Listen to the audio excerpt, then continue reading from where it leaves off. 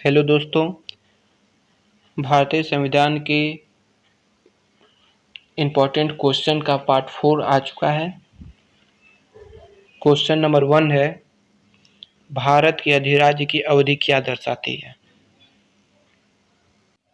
यानी कि भारत की अधिराज्य की अवधि का मतलब क्या होता है? पहला, विभाजन से पहले का दिन, या स्वतंत्रता के पहले का दिन, या गणतंत्र दिवस के बाद का दिन, या स्वतंत्रता दिवस से गणतंत्र दिवस तक का समय।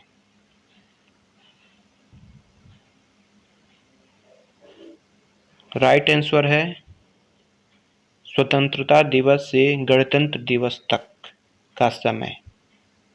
इसको आइए थोड़ा डिटेल में जान लेते हैं। जब विदेशी संसद द्वारा बनाया गया कानून को देश में लागू किया जाता है तो उसे अधिराज्य या औपनिवेशिक राज्य कहते हैं। 15 अगस्त 1947 से 26 जनवरी 1950 तक भारत अधिराज्य रहा, क्योंकि इस समय भारत सरकार अधिनियम 1935 के आधार पर भारत का शासन चलता रहा। नेक्स्ट है, स्वतंत्रता के समय भारत में कितने रजवाड़े थे? 347, 490, 565, 418। राइट आंसर है 565। आइए थोड़ा विस्तृत जानकारी ले लें। स्वतंत्र भारत में रजवाड़े की संख्या 565 थी, जिसे सरदार पटेल के प्रयास से भारतीय संघ में शामिल कर लिया गया। इसी कारण पटेल को लौह पुरुष कहा जाता है। नेक्स्ट, क्वेश्चन नंबर 3, भारत का सर्वोच्च कानून किसे माना जाता है? भारतीय संविधान को, जनतंत्र को, अंबेडकर की शिक्षाएं को, धर्मनिरपेक्षता को। वेरी इजी क्वेश्चन है। राइट आंसर है भारतीय संविधान को। भारत का संविधान के आधार पर ही देश का शासन चलाया जाता है। जनतंत्र एवं धर्मनिरपेक्षता भारत के संविधान की विशेषता है।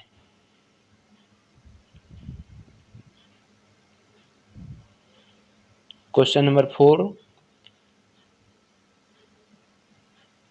इनमें से एक सामाजिक सिद्धांत क्या है जो यह समझाने का प्रयास करता है कि क्यों समाज विभिन्न सामाजिक संस्थाओं के बीच संबंधों पर ध्यान केंद्रित कर कार्य करता है कि समाज का निर्माण सही हो?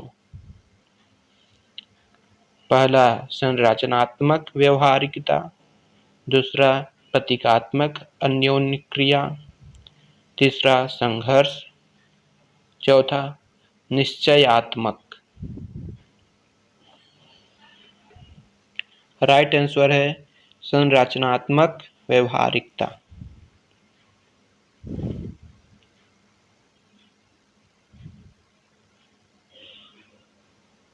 क्वेश्चन नंबर 5, भारत द्वारा धर्मनिरपेक्षता स्वीकार किए जाने के कारण भारतीय नागरिक को निम्नलिखित में से कौन सा अधिकार प्राप्त हो गया? ये वेरी इंपॉर्टेंट क्वेश्चन है। अपनी इच्छानुसार धर्म के अनुसरण का अधिकार, दूसरा, स्वयं को अभिव्यक्त करने का अधिकार, तीसरा, इच्छानुसार कई भाषाएं बोलने का अधिकार, चौथा, संसदीय चर्चाओं में भाग लेने का अधिकार।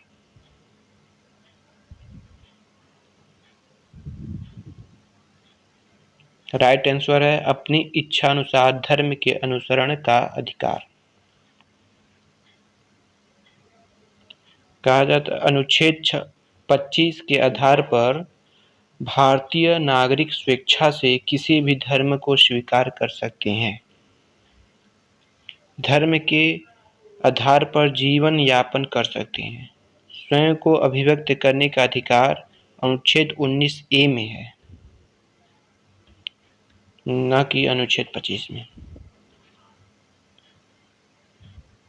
क्वेश्चन नंबर 6, नीचे एक अभिकथन और एक कारण दिया गया है। अभिकथन, भारत एक सार्वभौम देश है। कारण क्या है? इसकी संसद दिल्ली में है। उत्तर क्या है? अभिकथन और कारण दोनों ही सही हैं और कारण अभिकथन की उचित व्याख्या है। या अभिकथन और कारण दोनों सही हैं लेकिन कारण अभिकथन की उचित व्याख्या नहीं है। तीसरा, अभिकथन और कारण दोनों गलत हैं। चौथा, अभिकथन सही है लेकिन कारण गलत है। तो इसका राइट आंसर होगा अभिकथन और कारण दोनों सही हैं लेकिन कारण अभिकथन की उचित व्याख्या नहीं है। कैसे? जैसे कि भारत की संप्रभुता भारत की जनता में निहित है, फलतः भारत एक सार्वभौम देश है। जबकि संसद दिल्ली में है लेकिन सार्वभौम में इसका कोई प्रत्यक्ष संबंध नहीं है।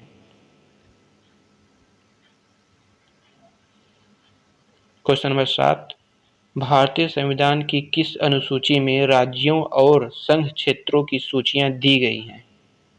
पहली अनुसूची में, दूसरी अनुसूची में, चौथी अनुसूची में, छठी अनुसूची में?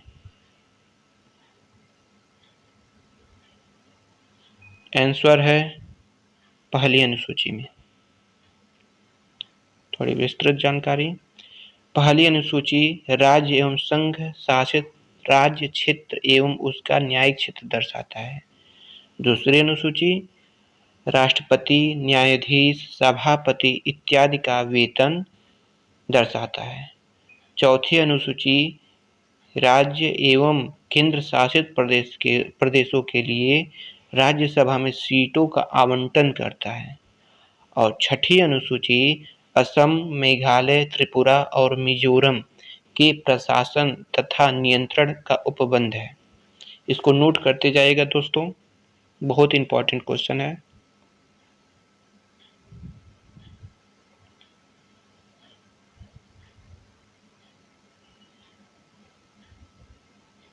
क्वेश्चन नंबर 8, भारत का राष्ट्रीय प्रतीक भारत सरकार द्वारा कब अपनाया गया था? Very important question. 15 अगस्त 1947, दूसरा 14 अगस्त 1947, तीसरा 26 जनवरी 1950, चौथा 20 अगस्त 1950। आंसर है 26 जनवरी 1950। भारत का राष्ट्रीय प्रतीक सारनाथ का अशोक स्तंभ 26 जनवरी 1950 को अपनाया गया। Very important question. जिनका इसी दिन भारतीय संविधान को भी लागू किया गया।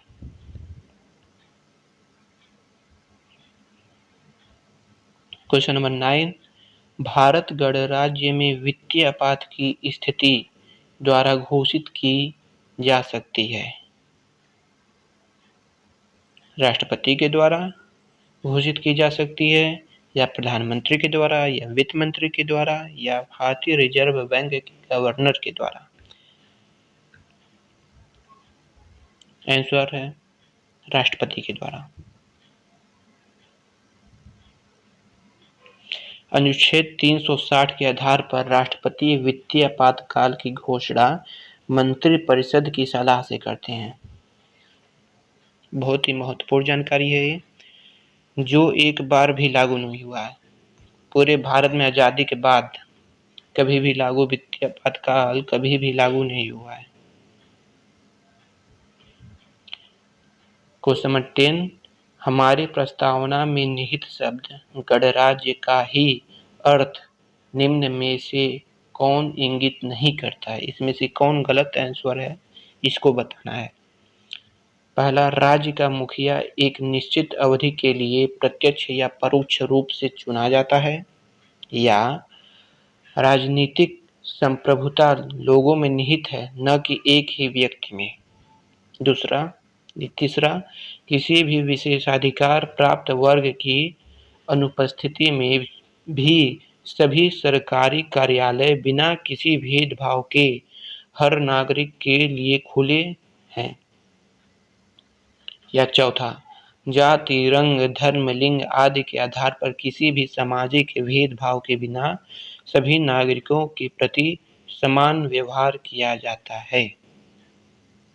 इसका राइट आंसर है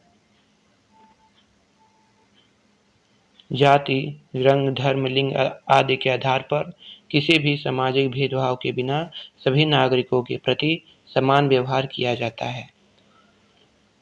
कुछ महत्वपूर्ण जानकारी। अनुच्छेद 15 भी कहता है कि जाति, धर्म, भाषा एवं लिंग के आधार पर किसी भी नागरिक के साथ भेदभाव नहीं किया जाने का अधिकार है अनुच्छेद 15 में। लेकिन गणराज्य के लिए राज्य का मुखिया को निश्चित कार्यकाल के लिए चुना जाना आवश्यक है। दोस्तों, कमेंट, लाइक, सब्सक्राइब करना ना भूलें।